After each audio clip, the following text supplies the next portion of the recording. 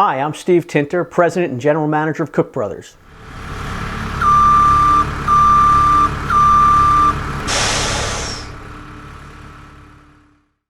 As we discussed a lot of information at our initial consultations, I wanted to put together a video that kind of reviews the whole process for you so you have that to go back to and look at as you're considering all of your options. The next step would be for you to decide that you want to do something with your house, and that of course you would want to work with Cook Brothers on that, and we would sign what we call a design deposit agreement. Our initial deposit is $3,500, and it doesn't matter what part of the project you want to do. If we broke it down into multiple different components for you, don't worry about that. We'll wind up helping you make those decisions during the design phase.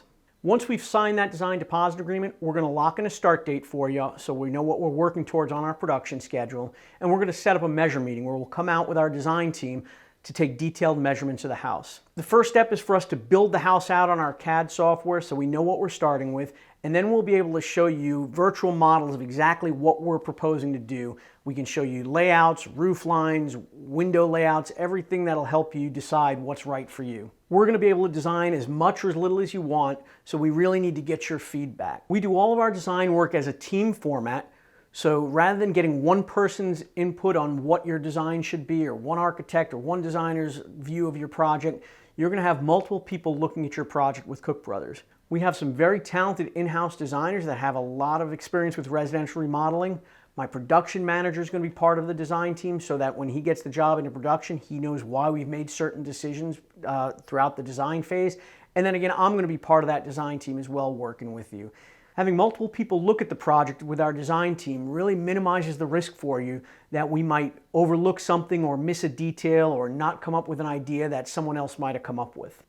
You guys are the final members of our design team as we're designing this project for you, so we want to make sure we get your input, and it's a very iterative back and forth process where we'll take your feedback on what you like or don't like about the designs we put forward, and we'll incorporate that into a revised design package. The end result of our design phase is we want you to be able to look at a design package and say, yes, that's it. That's the project that I want. Now, during that design phase, we'll also help you with selection items. So everything from tile to toilets to shower valves and kitchen appliances, we'll help you choose those products so that we can then give you a firm fixed bid price based on the scope that we've developed and the products that you've looked at and want to use for your project. Once you've approved that final design and the firm fixed bid price for the project, we're going to collect a secondary deposit from you. It's called our additional deposit agreement. It's a $6,500 deposit, and that again brings the total deposit on the project up to $10,000, and that's applied 100% to the total cost of the project. We then develop the specifications in even more detail, which become the basis for our construction contract. Now, one of the things I feel we do better than anyone else within the industry are our construction contracts. What we do is we try to write a very detailed narrative format of exactly what we're going to do for you and how we're going to do it for you. So rather than giving you a 2 or 3 page set of plans and saying, oh, well, the contract's very sparse, saying now we're going to build your project approximately per the plans, there are things that we physically can't graphically represent on a set of plans, like how we're going to keep the job site secure, how we're going to clean up the job site, how we're going to protect your kids from the work area. So again, that detailed narrative format lines all these things out for you, so it really minimizes the chances for miscommunications. Our contract's going to start off with a payment schedule. If you remember, we use milestone payments, so as the work progresses, we'll collect payments from you, basically to generate a working cash flow for your project. We're not the type of company that's going to collect a third of the money up front and then a third of the money when we're halfway done. Where you have to have a construction management degree to kind of figure out, well, are we 50% done, and how does that relate to 30% of the money that we've collected? So again, we want to create a working cash flow to build your project with your money. We'll also hold back some money for you at the end for 2 final payments for what we call retainage. That way you guys have some money to hold back to ensure that we're going to get in there and get finished up with your project on time. Once we've signed that contract, we're going to then develop more detailed drawings that we need to pull county permits. Cook Brothers handles all of those details, so you'll never have to deal with the county inspectors, with the plan reviewers, or any of that. Cook Brothers handles all that from start to finish for you. Once we get your job into production, we're going to have a project manager assigned to your job, and that's going to be a Cook Brothers employee that'll be assigned to your job start to finish. and won't have another project assigned to them until your job is complete.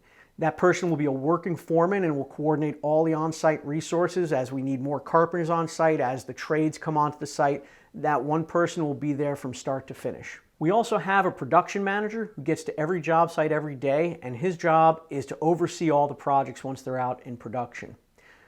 He'll be your main point of contact once the job gets started, and he's going to help keep you on track with schedules, when we need selection items made and finalized, and when we're going to have the trades on site. So if we need to do walkthroughs with you to lay out the lighting, or where switches go, or the HVAC, he's going to be the one to coordinate all that work with you and keep you on track so you guys can provide us the information that we need to keep the project on track. We're a little bit more proactive in how we manage our projects than probably some of the other companies that you might be talking to. And that really stems from our tight geographic service area. A lot of companies that have that level of production management, they may have one job here in Arlington, one in Fredericksburg, one in Gaithersburg. And that production management or that supervisor can't physically get to every job site every day. So that person winds up becoming very reactionary, going to whatever job site needs their help that day. We find that the purpose of having that level of production management is more to head off the problems before they arise. I'm also going to stay involved in your project from start to finish.